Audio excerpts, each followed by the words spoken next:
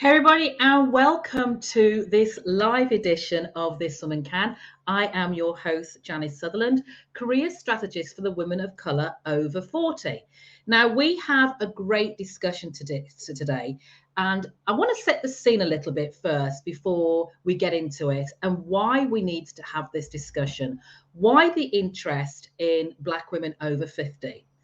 Well, not just because I am one, let's put that out there first of all, but my interest was piqued when I read the 2021 Women in Workplace report from McKinsey and Lean In Org. And there really were a few things that stood out for me, but the main thing was the reference to the onlys. And they classed the onlys as the only person of their race or gender in the room at work. Then they had the term of double onlys, who was the only woman in the room and the only person of their race in the room who have much worse experiences, facing even more bias, discrimination, and pressure to perform. And they're even likely experiencing burnout. And the fact that their successes and failures were put under a microscope, and that they're more likely to encounter comments and behavior that reduce them to negative stereotypes. But I think they overlooked, and I felt really strongly about this, a third group, what I called the triple onlys. Women who are not just the only race and gender in the room, but also the older generation, those of 50 plus. Now, these women face an additional whammy of ageism, and they face this discrimination earlier than men because of society's emphasis and value placed on youth and beauty. And this can often result in less sponsorship, unequal compensation, fewer avenues to advancement, as women over 50 show visible signs of aging, and sometimes their competence and relevance is questioned.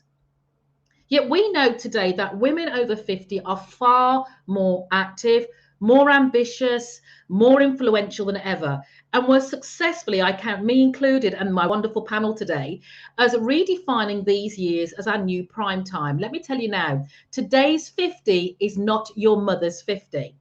And I hear the experience of the women I work with who have had successful careers, knowing that they've already had a career of 20 years maybe to date, and also knowing that based on the fact we're living longer, that they probably have another 20 years. And they're thinking, is this where I want to be?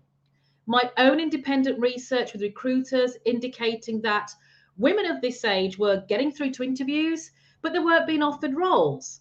I hear from the participants in my intergenerational working programs. Plus, let me give you some facts here. It's not just me spouting. The Bureau of Labor Statistics has said over the past 20 years, and this is US data, but I think it's still relevant for most countries, that the percentage of workers aged 55 plus has doubled. The number of women entering the last phase of their working years is on the rise, and retirement ages are increasing, so women are looking to stay in the workforce much longer. And by 2024, nearly 1 in 10 workers will be 55 and older, with women representing the fastest growing age gender segment. And in less than a decade, there'll be twice as many older women as women aged 16 to 24. So we ain't going anywhere. And with the International Women's Day theme of break the bias, I thought this was an ideal topic to be further explored. So joining me today are my wonderful panelists who I will bring online. So hi, Laurel, hi. Hello, everybody. Excellent. Sharon. Hello. Narissa. Good morning. So good to be here with you, Janice. Thank you, Narissa. And Maxine. So hi, everyone. All of us are having the lived experience of either being 50 plus, or we have a baby in the camp who is approaching 50. So I guess really my first question today, talking about this, is how do you feel? Let's start with Narissa. How do you feel, Narissa, about turning 50? I didn't really think about it until you asked me to be on this panel. Because I actually been in denial that I'm about to be 49. I was like, when did that happen? I felt like I missed everything between 45 and now, the last week. couple of years have just gone by so fast. Yeah. But I actually am starting to get excited about it because I think it's just more of an opportunity to do more of the things I've been loving and, falling in love with my skin more and the things I've done. So I think it's going to be almost like if I'm giving myself more permission to just, go all in. So I'm starting to get excited about what's possible. Fabulous, fabulous. That's great to hear. Now, one thing I should have said before I kicked off, audience, if you have any questions to ask our panel, please feel free to do so. Drop them in the comments. I'll see them. You can ask any one of the panelists questions. So my next question now, I put you in the hot spot, Larissa, already, so I'll take you out of the hot seat. But as I said, the rest of us are already in our 50s, and we had a little discussion backstage about whether we should disclose our age before coming online. And I suppose the general consensus was that the fact we're over 50 is enough. But I want to just ask the panel in general, how do you feel about disclosing your age in general?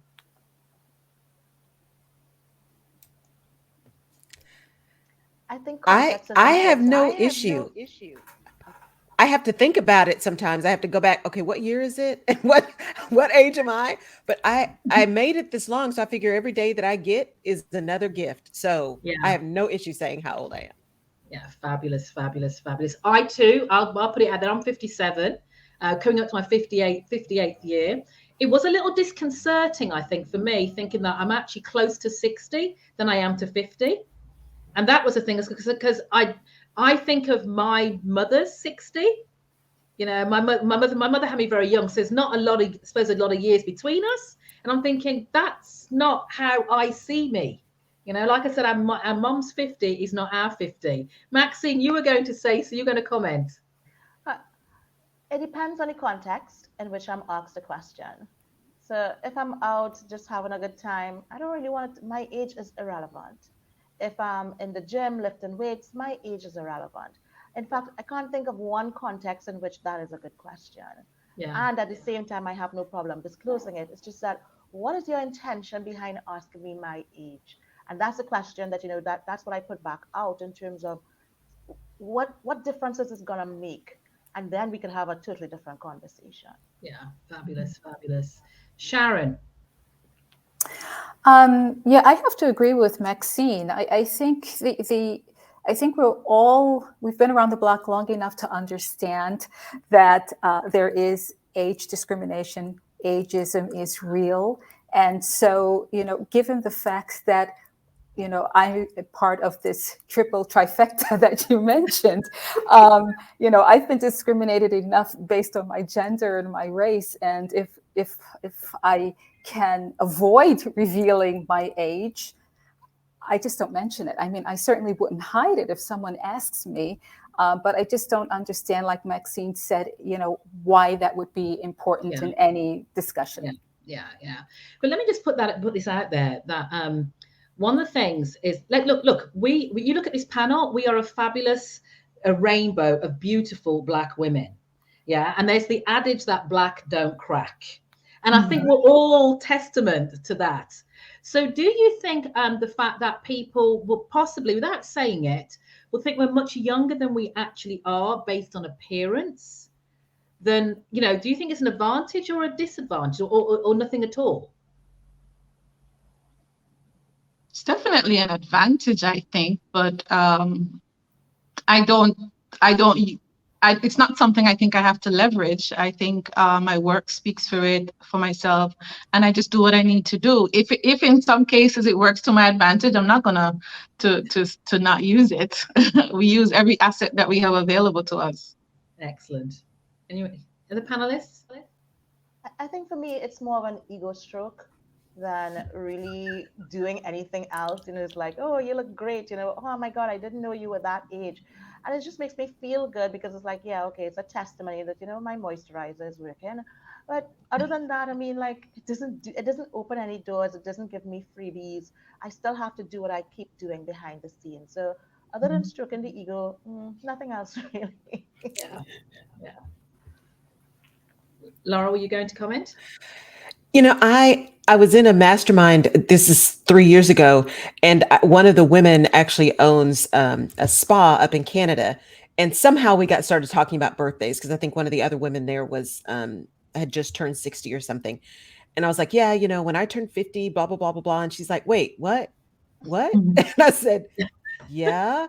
And she said, I thought you were like 37. I was like, no, not that, haven't been 37 for a long time. And we started into this conversation and I said, that's great, but what kind of assumptions do people make that I would not have been as capable? That it was, she's like, no, it gives me a total new respect. You're starting out on something new, after having had this whole career, as opposed to me starting so much earlier. And so I think it's one of those things where it creates more surprise than necessarily, and ageism is real coming out of HR, right? Ageism is absolutely real.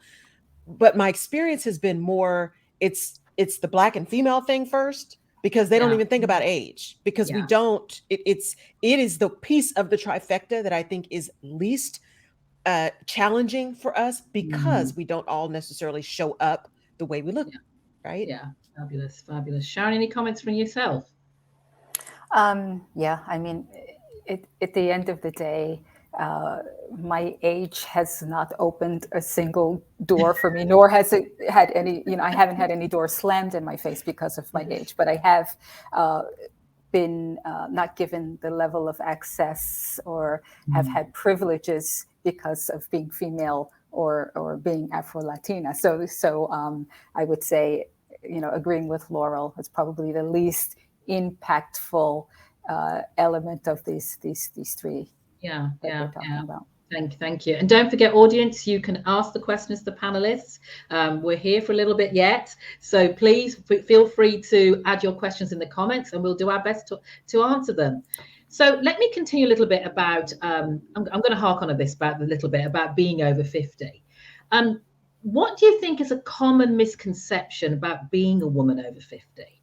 Sharon, I'll open this to you first. Oh, I think that the common misconception is that there's not a lot of opportunity for pursuing new opportunities or changing things. And nothing could be further from the truth. I have completely moved to an entirely different industry since last year. And that was a conscious decision because I wanted to push myself. I wanted to be exposed to a different sort of a business and a different motion. And I have the energy and the curiosity to do that. And so, the notion that women over 50 are, somehow should be put out to pasture, or that they've peaked in their careers, or that they don't have the possibility to embark on an entrepreneurial venture after having been a corporate citizen for many, many years, is absolutely a falsehood. Yeah. Laurel, comments from yourself? And I agree completely. It is, I think the biggest challenge that we have as women over 50 from a career perspective taps into what we tend to do as women anyway. We tend to undervalue our experience. We tend to undersell what we've done. And so if there's a big thing I can tell all of your audience members is, as you continue to move through your career, and I call it a career flow, not a career path, right? Because you never know where it's going to go. Make sure that you are being very clear about what you have done and how your skills transfer. So, as Sharon said, moving industries, that's not a big deal. People do it all the time. But HR people aren't always uh, the ones that are going to tell that story for you. So, Yeah. get really confident about what you've done and what skills it's given you and how that can move you into whatever it is that you're trying to do. It's, if you've been doing anything, you've gained a skill. And so it's Yeah. not so much about losing the time as age or not being flexible. It's about telling the story. Yeah. Fabulous. Thank you for that, Laurel. Maxine, what's your view? I think for most of us, the common narrative is that when you're over 50, like it's over, right? Because it's three score and ten, so somehow 35 is the median age, and that's not true. We're living longer, we're healthier, we look like the way we look, and it's I love what was shared in terms of the career flow, because it really gives, I think, being of this age gives me the confidence to do lots of things that I probably would have wondered, am I good enough? Am I there yet? And it's sort of like saying, listen, you are this age, you can jump off. I mean, what's the worst that could happen? Most Yeah. of the worst stuff in your life already happened. So Yeah. it is a very liberating, well, let me put a caveat there. once I began to accept that I was over 50, because it did take some doing, then a whole level of other freedom happened. So while it is that I usually felt free, but now it just feels like it's almost like it doesn't matter. Like opinions don't matter. What I look like doesn't matter. How people feel about me doesn't matter, because I've been a teenager. I've been having the angst of young adulthood. I'm not going through those things again. So what choice do I have? I only have a choice to feel free, because we've gone through all the emotional and psychological and physical changes, and we're great. We're here. And that's what I celebrate the most about being this age. Yeah. And I love what you just said there, Maxine, because there is almost there's I think a level of freedom, a level of freedom when you hit 50, because personally speaking, for me, once I got past 50, even though I still I'd moved countries in my 40s, then I became a CEO in my 50s, and then thinking, but I did it, but it wasn't what I was aiming for, because as far as I'm concerned, I'd already had a very successful career. So now I can pick and choose what I want to do, and I really don't, in the nicest possible way, care whether what you think of me right now, because I'm free. I'm not on a career trajectory per se. So what I pick and choose to do was that there's a level of new freedom from 50 where I'm like, I don't give a damn. That's very powerful, very powerful. Yeah. Janice, where I am in Montserrat, and also I've lived most of my life in the small Caribbean islands, Eastern Caribbean islands. And so I am used to seeing women of all ages operating at their highest level until they choose to retire. And especially in Montserrat, you'll find a lot of women that will be called back to come to work to fill in spaces.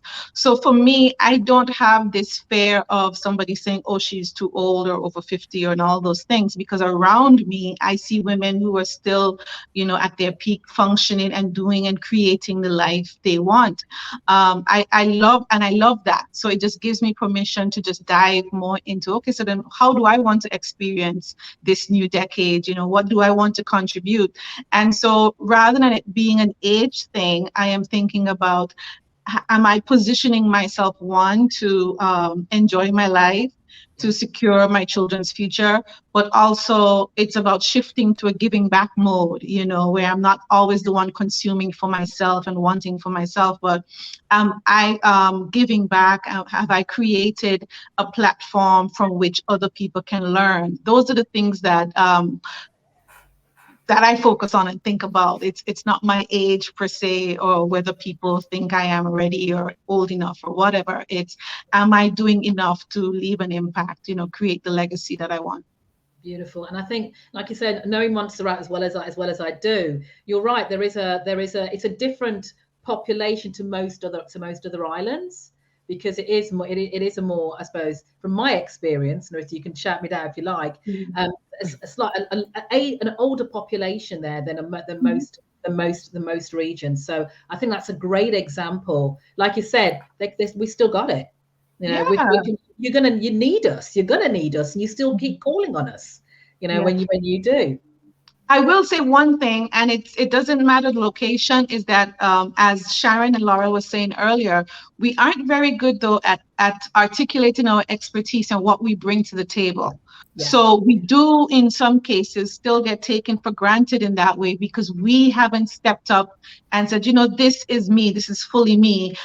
We just do what we've always done, which is just, be great. Yeah. But now I think it's time for us to toot our own horn a bit more and say, yes, it's me. I did it. I was the one that created that. A perfect example. Yesterday, my daughter, my youngest daughter, she's still here with me, and she's in her last year of school. She's president of her student leadership team, and they're working on a situation that, again, that she's going to challenge the school leadership on. And so in their little WhatsApp group, they are having a conversation, and she says, I want you to give me your feedback so that we can make XYZ decision to do this next thing. And then one of the young men, later on in the conversation, he jumps in, oh, I think we should do XYZ thing. And then she was like, well, wait a minute, isn't that the same thing I just said that we were going to do? And I said, do you know how common that is? And she's like, yeah, he's been a man. So she, and in fact, her vice president and some of the other women had to say, they hit that reply button and said, yeah, that's exactly why we're in here. We're having this conversation. And it was amazing to me that they were very comfortable owning that and saying, no, this is my idea. This is why we're having this conversation. We are going to lead. So I think we could probably learn something from that younger generation now, where we're not just apologizing anymore for being in the room, but we own the fact that we are the ones leading the room, and we are going to present that and be absolutely, unapologetic about that. Fabulous, and so very true. And it's something I see a lot with women. Don't know if it's society or how we were raised or the Caribbean influence that, women need to take a bit of a back seat, or you should be seen, not heard. It takes a long time to shake that off. But if we don't talk about who we are and what we bring to the table, who's going to represent us the way we want to be represented? Exactly. So let me just take a couple of questions from the audience, because they've been coming in thick and fast. So thank you very much, audience. So our first question, which I love this, we're all going to answer this question. Is it possible to start a new career after 50? Do you feel you have more opportunities than your younger peers? Woo! That was Ageism too. I think I've pronounced that right. Hopefully, please don't shoot me down. So, yeah, I have my opinions, but let's start with Maxine.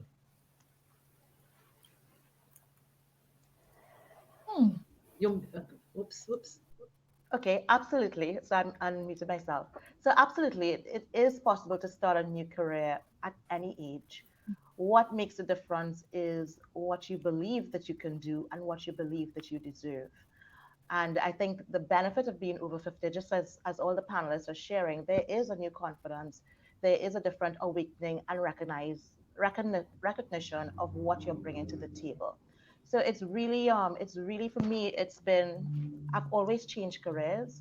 I think I might be in my 5th career cycle. And this time when I changed careers or walked fully into one career, it was sort of walking in knowing that all the parts I've been before, they're going to walk with me on this journey. Yeah. So when I started as an accountant, even though I don't do any accounting anymore, I'm still a certified management accountant. And therefore, when I coach leaders, it's all part of what people get when they invite me into their organizations or into their lives. So it's not just, we're never starting over, we're never starting a new career. We're taking, as Laurel was saying, a new flow, a new path in our live stream. And with that path comes all of the waters that we've passed in and waded in and played in and lived in before. So it's not new really. It's sort of like a defining, a shaping, even though it may be a new industry, as Sharon said, even though it may be a new title that you're carrying and you're working with all of your years of experience. It really is beautiful because you see yourself differently and you blossom differently in your new job. And I think too, one of the things is about failure. Because we failed before, we know it's not the end of the world. So we're going into something new, knowing that, okay, we have a possibility of failure. And when we fail, we know when we're failing, we can quickly adjust it. And it's not the end of the world. It's just a failure. I am not a failure. I failed at this, and I'll keep going. Yeah. Sharon, you shared that you've recently changed industries and careers. What's your feedback? My feedback would be, it's important to know what you want. And I think at this stage of our maturity, our career maturity, with the experience that we have, I don't view it as a company interviewing me exclusively. This is a two-way street. I'm also interviewing them to understand whether or not this is an organization that I want to be associated with, whether or not culturally I will feel like I belong there, because I'm not interested in fitting in. Yeah. I want to belong someplace. I want to feel like I'm being compensated for what I am proposing to do fairly. I think you have to be really intentional about these do-overs and what it is that you are willing to accept. Yeah. And just because you're over 50 doesn't mean that you have to take whatever opportunity is coming your way and feel grateful about it. Nothing could be further from the truth. I think, if anything, at this stage of the game, I've learned that being authentic, and I know that this is a word that is overused and quite hackneyed at this point, but I need to be authentically representing myself 24 hours a day. And if I can't do that, I don't want to be part of that team, that organization, or that extracurricular activity. It's just not a good use of my time anymore. Yeah, great. I love that, Sharon. I love that. Laurel? That was just so beautiful. I always tell people, the people that I work with, it is not unkind to be clear with yourself or with others. And so that whole idea that Sharon was talking about being really intentional about where you're moving, getting really clear on what it is that you want, and being okay with having to say, well, this isn't it. It is okay. There's this scarcity mindset that says, well, if we get offered this and we don't take it, then nothing else is going to come. It's about making a plan. Proper prior planning prevents poor performance, right? Make a plan. Where do you want to go? Why do you want to be there? If I'm really clear on my ultimate outcome, then I can determine if this thing I'm doing is simply a detour or if this is going to derail me. And I can be really intentional about that move. So everything that Sharon said, that whole idea about where I want to be, who I want to be, how I feel I should be compensated for what I bring, not my value, because no one can pay you your value. No one has enough money to pay you for your value, but they can pay you for the experience and the expertise that you bring. As Maxine said, it's all of those things that we've done before. We are not starting over. It is all of that experience that you've had that has made you capable to do what it is you are pursuing and the value that you can bring to someone else. So for me, it's all about just deciding what you want and deciding you deserve it and believing that you deserve it.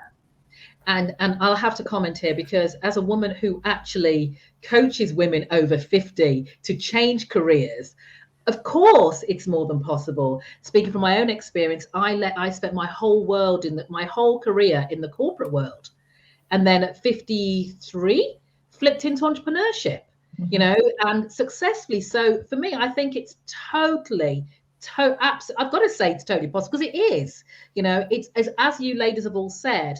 It's knowing what you bring to the table, your authenticity. It's what you want out of your next career, because you've had enough experience knowing what you've had in your career, but it's what do you want next, because you're going to be in this a little bit longer than maybe you want to be, but it's understanding your values, what you bring to, your values that you want out of your next role. And as you said, being selective, you're not done yet, and seeing that you have this wealth of experience that a Gen Zer, a millennial, just doesn't have, because they don't have the years of experience you have to bring to the table.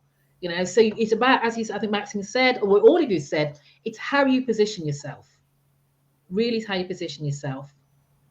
Now, let me take another quick question from the audience. Now, the question is, what about the men around us? From Lynette, what about the men around us, work and home? What do we want to say to them at this stage of our lives? What is our key message to them? Great question. Can you repeat it, Janice? Yes. So what about the men around us, work and home? What do we want to say to them at this stage of our lives? What is our key message to them?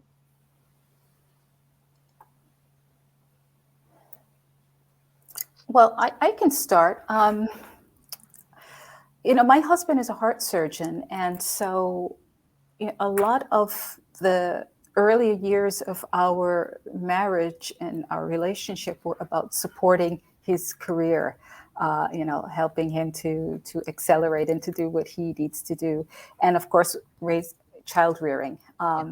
And the fact of the matter is that this is my time now, right? So the son is an adult. My husband is long since settled in his career, and the rules of the game have changed in that the level or the amount of time that I used to devote to managing the family, managing the household, managing the lives of others in the family. I've stepped back from that a bit because first off, the need isn't as acute as it was back then.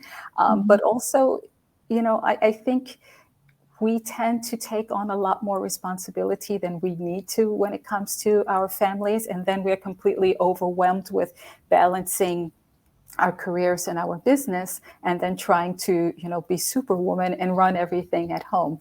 And something just has to give. It just doesn't work that way. And I think as you mature a bit, you start to understand it doesn't mean that you're any less effective at running your home or at being a good partner or being a good parent, but there are certain trade-offs that need to be made. And as long as everyone in the family understands that, I think that it could only support women over 40 in making those next big moves that they want to make. Yeah, I think you're so right there. Communication is key. And sometimes, and I'm speaking from experience here, sometimes I want my husband to be a mind reader, and know what I'm thinking, how I'm feeling. And he'll always say to me, I don't know what you're thinking. What do you want to, what is it you want? So once I communicate, especially when I was moving out of the corporate world and said, this is no longer for me, doesn't suit me anymore. And once I explained where I was going, how I was feeling, what was happening, he could see there were physical signs for me that I'd kind of outlived and outstayed my particular role at that point. So it wasn't good for him either, because I wasn't nice, but having that communication saying, this is what I want to do. He was like, well, you've done it. You've got nothing to prove. Do what you want to do for yourself. And that was like, yeah, I can, because my kids are grown men. They're all grown. I've done all that bit. I came out here to have another different life. I wasn't experiencing it, but it's time to take control or own my future. So I think the conversation for me was just support me in whatever I do. Don't critique what I'm doing. Don't question it unless I'm draining all the family coffers, but support me. And that's what I want. This is a new stage. Support me. This is, as Sharon said, my time. I love my time. I love that. Maxine, Narissa, any comments? So my context is a little bit different. I've never been married. I don't have kids. So if I have a partner, all I really want is support. I don't want, just as you're saying, Janice, I literally, like almost every Monday morning, want to do something differently. Whether it is a different lifestyle, whether it is try something new, whether it is, write an article or write a book. And whatever it is my crazy dreams are, whether or not I do them, it's just really part of my process. And so I really want my mate to be a container for me, to hold those ideas and not really challenge me or start to analyze them or, did you think about so and so? I want my mate, if I say I want to go to Timbuktu, I want him to say, when are you going? Don't start to ask me, oh, Timbuktu is dangerous, there's a war in Ukraine, blah, blah, blah. No, that I do that for myself. I'm pretty analytical, so trust me. So I want my mate to trust me, trust my intelligence, trust my creativity. It will look crazy because it is, and just come along for the ride and enjoy the ride. Yeah, fabulous. Yeah. I love that. I am the mother of 4, and like I said earlier, 3 of them are now off in the UK. The last one's going to probably be leaving me in the summer. And I've recognized the difference in my thinking now around how I would want a future relationship to be. So I've been divorced for about 16 years now, the age of my youngest child. And I realized, wait, I did it. I actually raised all of them to this very critical time. And now that they're moving off into university life, the need for a mate that would have been their dad is, we survived that. And I'm very thankful to all of the men in my life who supported me with them. We're really good friends. So I see that the desire I have for a mate now is completely different as in terms of the role that I would want them to play in my life. And I totally agree with Maxine. It's like, I have all these dreams and it's like, okay, let's go do them. Somebody who is willing to support that versus that the mentality that I grew up with, where you kind of sacrificed all for the family and for your husband. And so I see that shift, and I actually welcome that shift now, because I'm looking, because I was beginning to be afraid of thinking, am I supposed to show up with all these dreams and just say, okay, well, we don't need to do those anymore? No, I'm giving myself permission to just want everything that I want and to attract the mate that wants that for me as well, because that's what I would want for them. Fabulous. And I love that, you know, just the fact that we just support us. Just, you know, we've done, you know, as women, we're always the not the provider. We're always the one that we always put ourselves last. Mm-hmm. So we're always there for somebody else, you know, you included. Now I want you to be there for me. No questions asked. Just support me in whatever I do. So yeah, I love those answers. Thanks so much for sharing those. Now let me just flick a little bit and go on to more about the career aspect. Now, I think organizations are missing out on a really valuable resource. We've talked about the experience we all bring to the table and stuff like that. And because we've accumulated all this wisdom and all this experience, and we have the lessons that can be of value to their colleagues. So with respect to your careers, your individual careers, what's the one thing that was important to you in your 30s and 40s that really no longer matters in your 50s?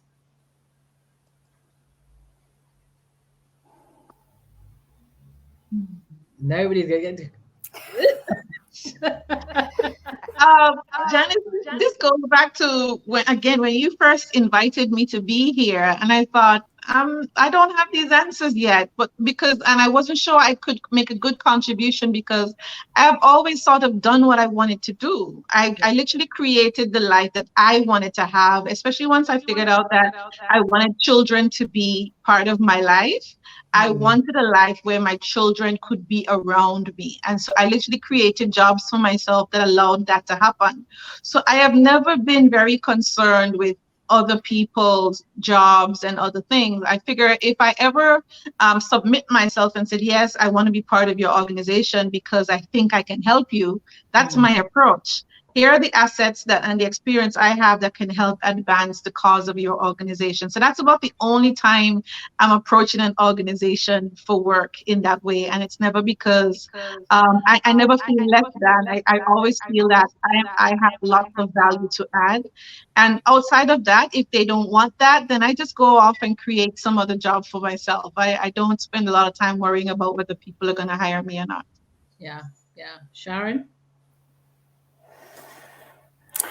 I lost the question. I'm sorry. I was so enthralled with what you were saying, Narissa, that I lost the question. So what do you think, what did you feel was important in your 30s and 40s that you feel is no longer important in your 50s? Well, you know, I have to give you some context. You know, I relocated from the United States to Europe.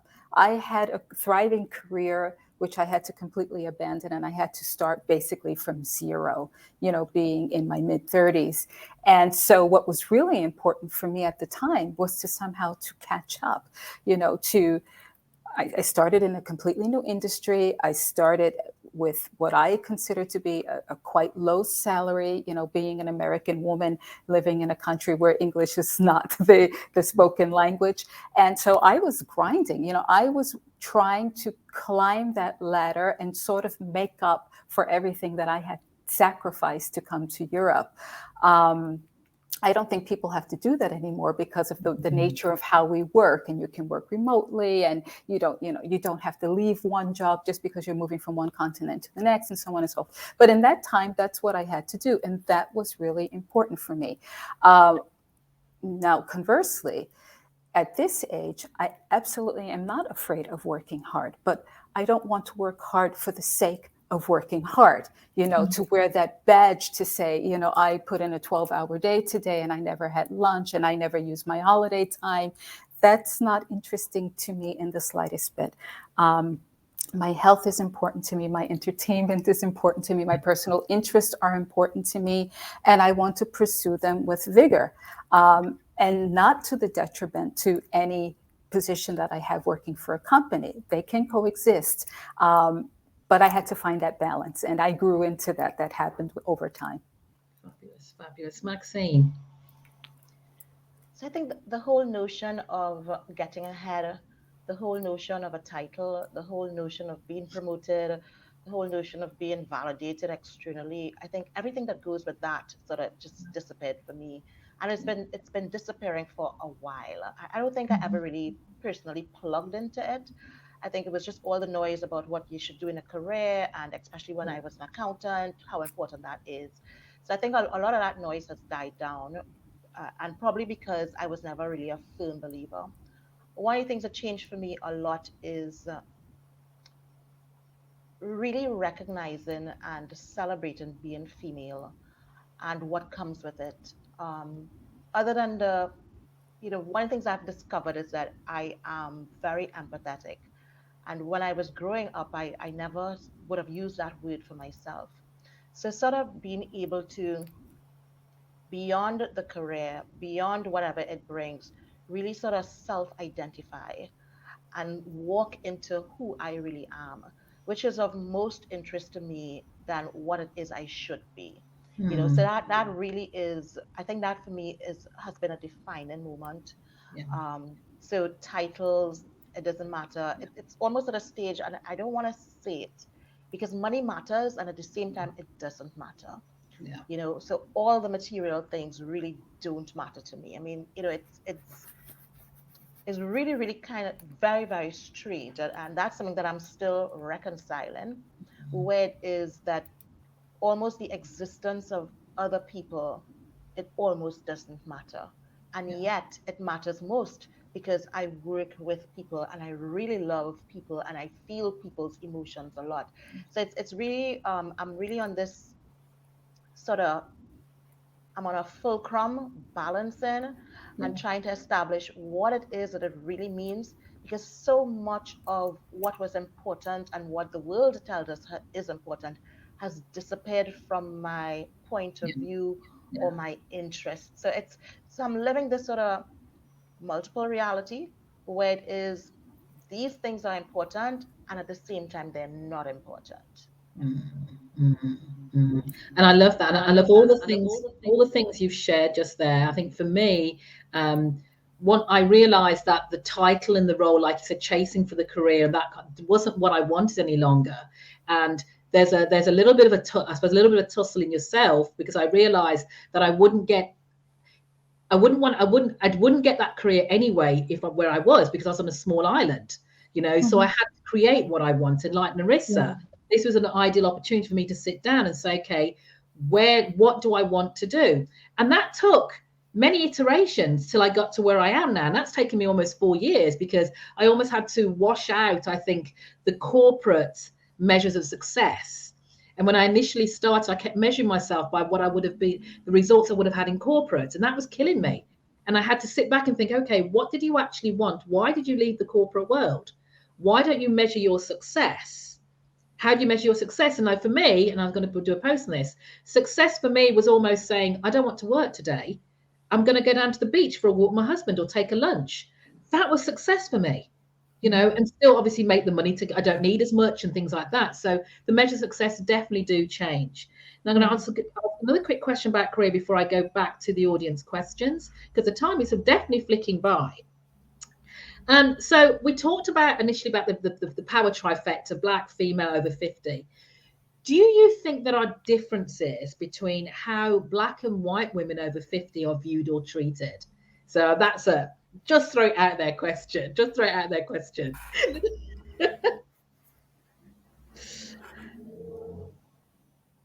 Yes. The answer is yes. Yeah. Okay. Okay. Can you elaborate on that, Sharon? Yeah. So the answer is resounding yes, and there is a lot of research to prove it as well.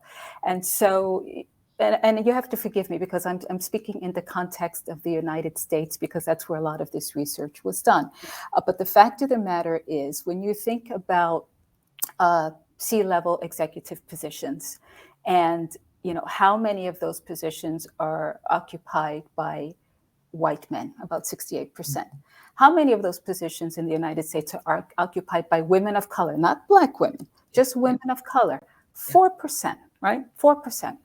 And so the experience of being a black woman is an experience of not being compensated fairly. It's an experience of not being recognized for your contribution. It's an experience of not having to fit in instead of feeling like you belong. And when you think about those boys networks and networks that exist that we would never get access to, which actually propel your career forward, that doesn't exist for us. Being judged much more harshly than our white female counterparts, and. The list is a extremely long laundry list of different ways of treatment for us, so being excluded, but then on the other hand, when you have your performance review saying you just never show up, we just don't know where you are. But how can you break down that systemic sort of structure as one single person, in an organization? And so it is, there are significant differences, and organizations would really have to do some very hard work to sort of dismantle that so that there could be equity, not only with pay, but with the advancement of careers and so on and so forth. Yeah. Any other comments from the panel? I think that question for me, because in the Caribbean, we're all people of color. And in the Caribbean, we've seen the advancement and the opening of doors for women of all representative of the spectrum into the C-suite level. Do we have work to do? Yes, we still have a lot of work to do. And it's not even tokenism. So what is interesting for me is I would see panel discussions, maybe in the IT world, and there's no woman there. It's all men of color, but not a woman pops up. Or there'd be a discussion in the oil and energy sector, and it's usually like the same woman who's invited all of the time to speak at those forums. So for me, in terms of what's happening in the Caribbean, we're all people of color, so we don't see that huge distinction between white or black females. Yeah. What we need to do is get more females into the room, get more female voices heard on panels and wherever it is that industry is showing up. Yeah. So let me just add this out there then. So what should organizations who, it's supporting women in general, but I'm talking about the women over 50 and knowing, I suppose, what do you think organizations should do to support or who say, I don't know what to do these women? Because one of the reports I read was that once a woman gets to over 50, and I've had this from a client who says that, once you get to this age, you should know what you want to do. You don't need further development. And I'm actually looking for them to go out the door because they're going towards retirement now. They're over 50. Why should I spend resources developing these women? What's your response to that? And Narissa, I see you smiling. I'm smiling because I'm not sure. Wow, why would somebody even say that? Yeah. Okay, so like Maxine, yes, being in the region, and we do see we don't have that great disparity. So the first thing I would say, especially for women watching this from the region, you need to know the difference between our story and their story. And because the Western American narrative is usually louder than the Caribbean version, we come in thinking that we are the ones that are underserved, not being visible, powerless. And then we adopt that energy and we're challenging in a room where we don't need to challenge because our people are already there. But yes, what we do need to do is actually step up and articulate our expertise. We need to be willing to be more, to tell our story and to talk about who we are and the contributions we have been making. One of the other things that we often do is that we disparage our success, our 5-year success, 10-year success, 20-year success, just because we haven't had any wins recently. Maybe you've been focused on, like for me, raising my kids and other things. It doesn't change the fact that I have been making significant contributions and that they are still valuable. So I would say companies, for one, need to see that their women over 50 are a major asset. who can now help them position their up and coming people to understand the culture of the organization, but also how to position them for where they need to go. We have that ability and that flexibility to be able to move between generations, because you got to deal with your 16-year-old, your 1-year-old, and your grandmother. So we are very okay with cross-generational communication and leverage, all of these assets that we take for granted as women to the benefit of your organization. But I would put the onus first on the woman to step up and begin to present herself as the expert that she is, talk about the value that she's been giving. And even if she's only ever been a stay-at-home mom and she now wants to move into a new career, all of those are skills that she can now leverage to leverage up. And she just needs to talk about it and celebrate it, because that's her life, that's her story. Yeah. And I love that you said, I want to take it back. And you said, even if she's been a stay-at-home mom, being a stay-at-home mom isn't easy. Right. And I know if I had a choice being single at one point with 2 children, I used to say to my children, if one of us if I stay at home and not work, one of us be dead and it wouldn't be me. So, so we are individuals, and there's such a huge skill that some people under recognize, to be that mom and to juggle all those many moving parts.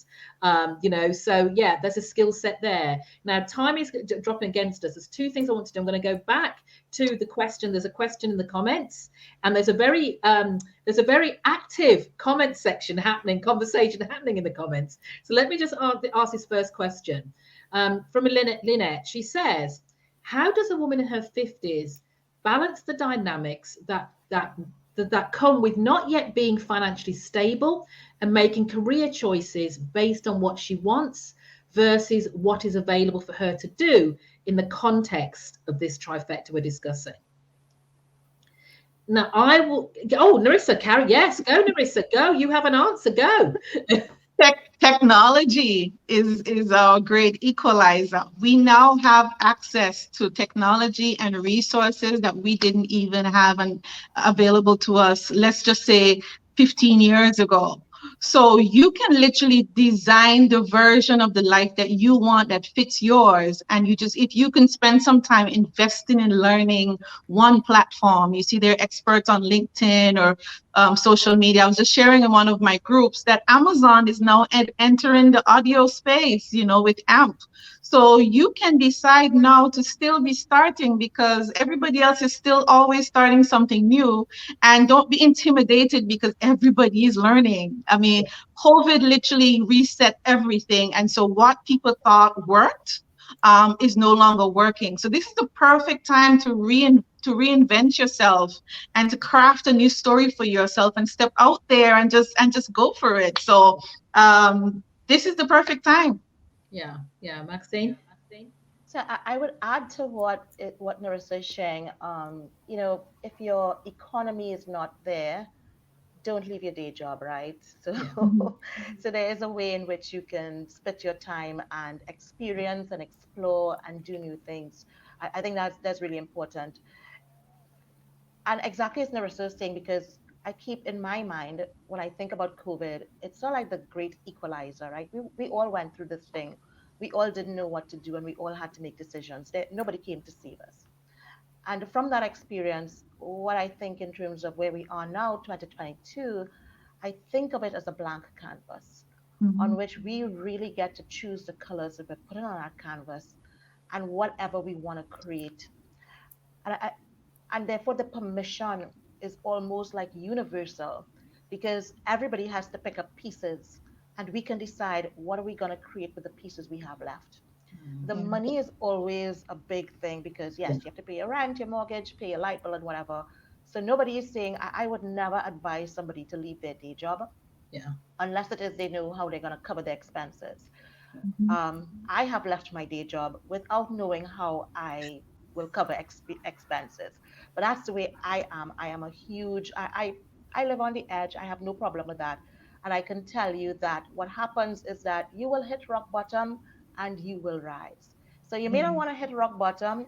What you may want to do is in your spare time, on your Saturdays, on your Sundays, explore, as Narissa was saying, be really clear, as Sharon was sharing before, being very intentional and deliberate about how you want to live, what you want to do. And I'm telling you, it is possible to create the life that you want. It's not what is sold to us, but it really is it really is a truism for all of us. Yeah. Right. Sharon, anything to add? Well, yeah. I mean, my lived experience is that I wanted to change my career, and I changed it working freelance. So I changed it while I was still working for a company, volunteering. And then when I felt like I had the skills that I needed, I started to work freelance.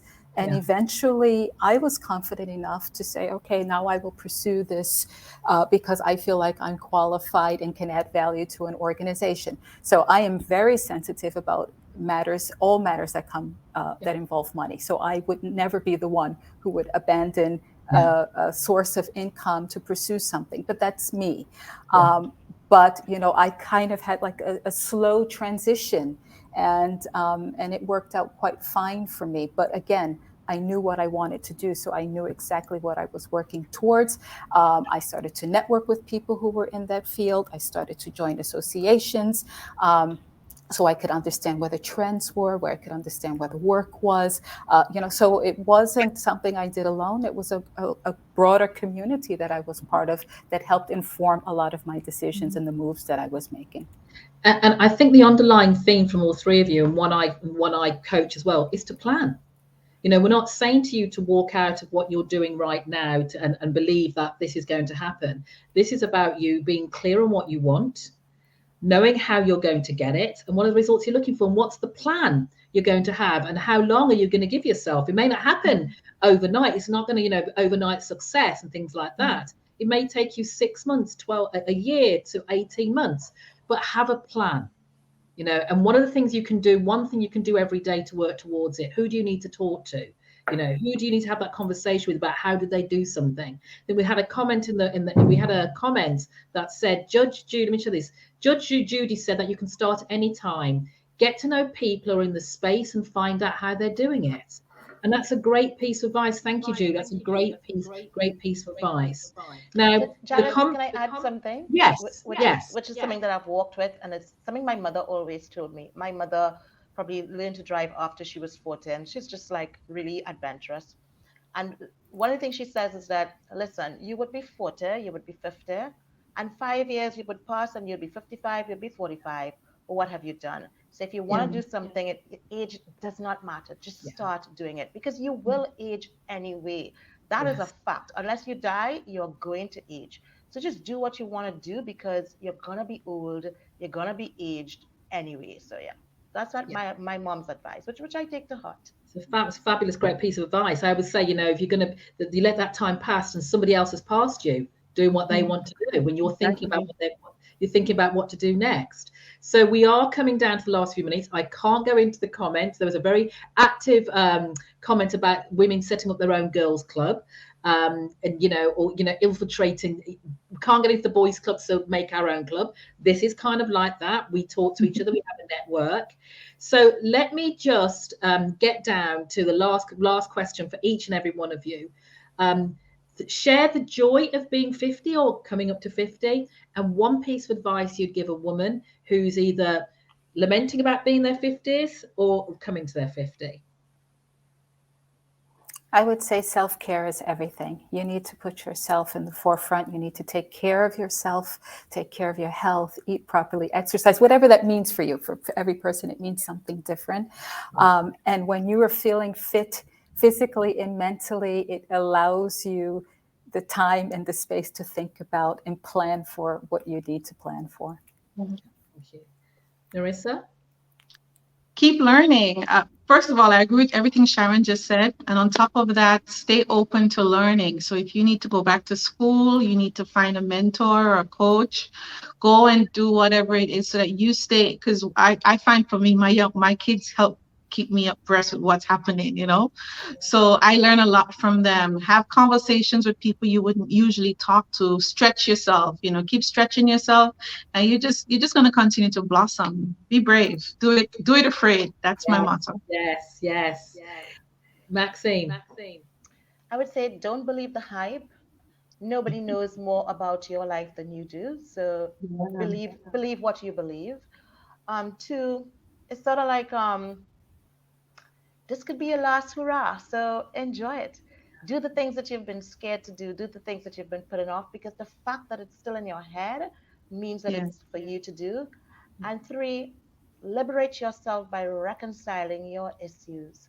If your mom wasn't there, if your dad wasn't there, if you were abandoned, whatever it is, find a therapist, clear that crap up Mhm. so that you can live. You know, live like you've never lived before. So yeah, do it. Yeah. And I love that. Let me just add all the things you've said. And as you said, this is your time. Don't limit yourself to what society says. Don't let your past dictate your future. You can create what your future looks like. Plan it to do whatever you want, do whatever you want. So that'll be it. So thank you so much, for the audience, for joining us today. Our time has finished. We've been right here for an hour. So wow, that went really, really quickly. At the end, stay on. There'll be some details if you want to know more about what I do. Let's just put Maxie back on stream about what I do, where you can find more information. I will be looking at opening a community specifically for the Power Trifecta. That's who I work with, and we're here for a long time. As I put in my last post, we ain't going nowhere. We're bad girls for life. So that's why my P Diddy, Puff Daddy, whatever Puffy, whatever you wish to call him, he's our era, what we grew up with, and I'm claiming. So thank you, ladies, for joining me today. It's been wonderful, and thank you, audience. If you're watching the replay and you have any further questions, please drop them in the comments and we'll answer them. So thank you so much for joining us today. Take care. Take care.